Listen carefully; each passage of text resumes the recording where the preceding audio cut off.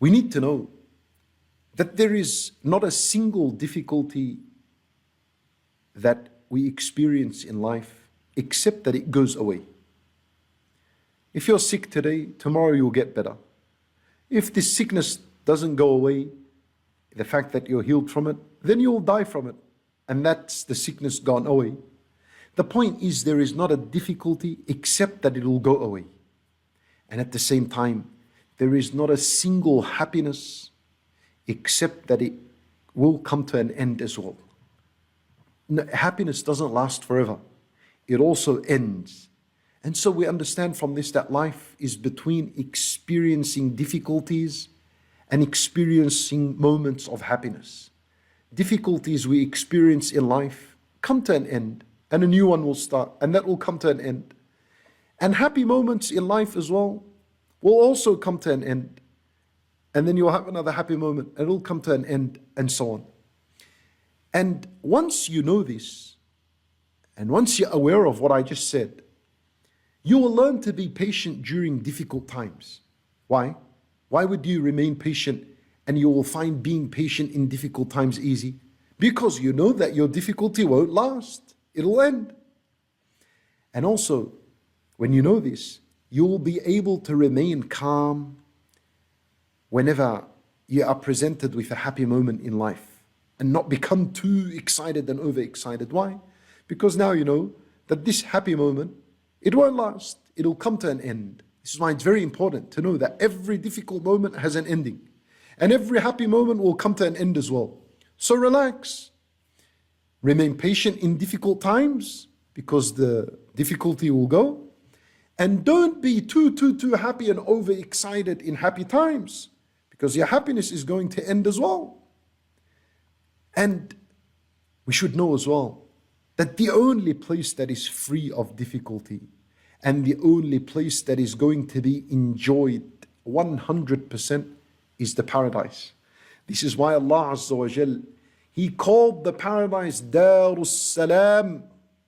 Lahum Darus Salam inda Rabbihim. That's one of the names of the paradise, Darus Salam. Allah Azza wa Jal, He said, Wallahu yad'u ila Daris Salam. Allah calls to Dar as-Salam. Why is the paradise called Darus Salam? You know what as-Salam means? This is one of the names of Allah, as-Salam.